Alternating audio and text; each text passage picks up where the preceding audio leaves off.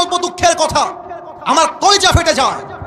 Class 7 এর মেয়ে 8 এর মেয়ে পার্কে গিয়ে প্রেম করে বেড়ায়, ক্লাস 5 এর মেয়ে টিকটকে উলঙ্গভাবে নেচে বেড়ায়। আমার অবাক হয়ে যায় এই কথা বলতে গিয়ে। 18 বছরের আগে নাকি বিয়ে করা যাবে না, কিন্তু যেই মেয়েটা 12 বছর বয়সে 13 বছর বয়সে ইজ্জত দিয়ে বেড়ায়, তার আইনটা কোথায় আপনারা বানাবেন আমাকে বলেন।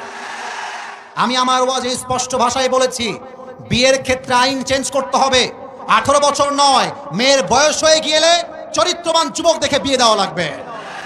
আর মেয়েদেরকে বলবো, বিয়ের সময় আসলে কিছু মেয়ে আছে দেখবেন টাকা পাইলে বুইড়া টাকলার সঙ্গে বিয়ের পিড়িতে বসে যায় না, চাপায় এরকম মেয়ে তো নাই।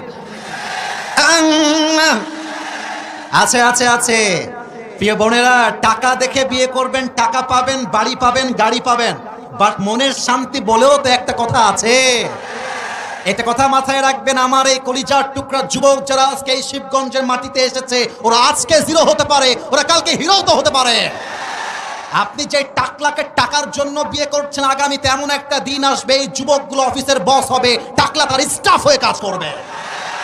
वक्त हमेशा एक नहीं होता मेरे दोस्त, वक्त बदलता है, लेकिन वक्त बदलने के लिए खुद को कोशिश करना पड़ता है।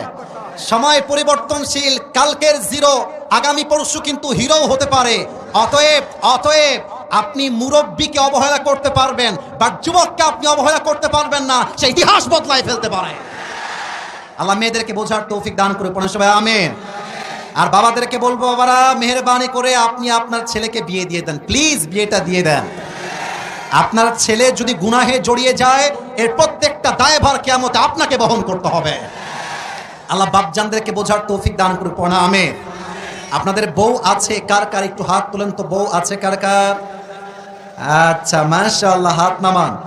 এবার হতভাগা কপাল পোড়া যাদের বউটাও কেউ নাই, তারা একটু হাত তোলো। সোনামণিরা কই? আমাদের স্যাররা কোথায়? দেখেন, কারো বউ নাই, এ আমি বিশ্বাস করি না।